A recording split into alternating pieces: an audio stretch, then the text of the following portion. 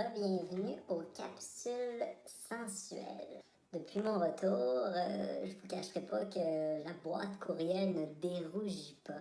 Les gens ont des questions, des inquiétudes, et ça va me faire plaisir d'être là pour y répondre.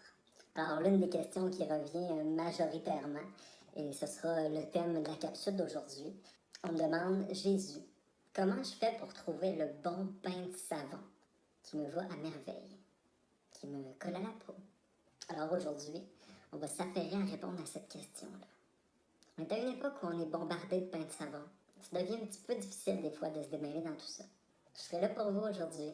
Premièrement, lorsqu'on est à la quête d'un bon pain de savon, la première chose qu'on doit faire, c'est attraper son porte-monnaie. Il y en a qui vont me dire: mais Jésus, pourquoi un porte-monnaie? Il faut garder une chose en tête, c'est qu'on s'en va s'acheter un pain de savon.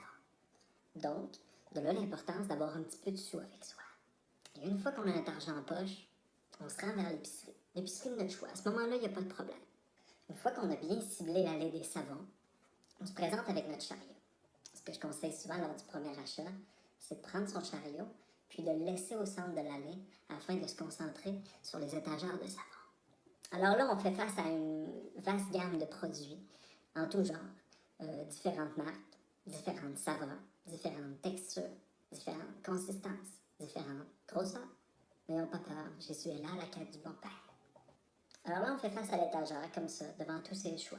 Ce que je peux conseiller, c'est de fermer les yeux, poser un regard vers l'intérieur, puis peut-être commencer à doucement humer les savons.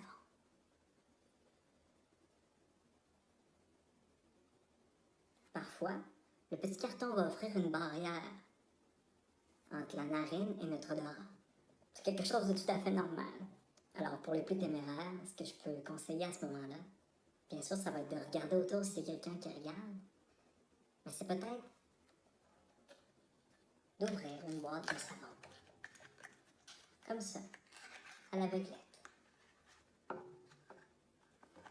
Une fois le pain bien en main, on peut à nouveau fermer nos yeux. Et puis là, on le saisit. Et puis on le sent. Les plus aventureux voudront peut-être le glisser le long de leur visage.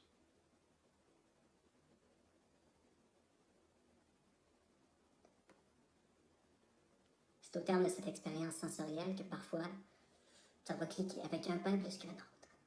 Ce que je suggère à ce moment-là, c'est de replacer le pain dans sa boîte. Allez hop! De cette façon-là, on peut arriver à la maison puis répéter l'expérience comme si c'était la première fois.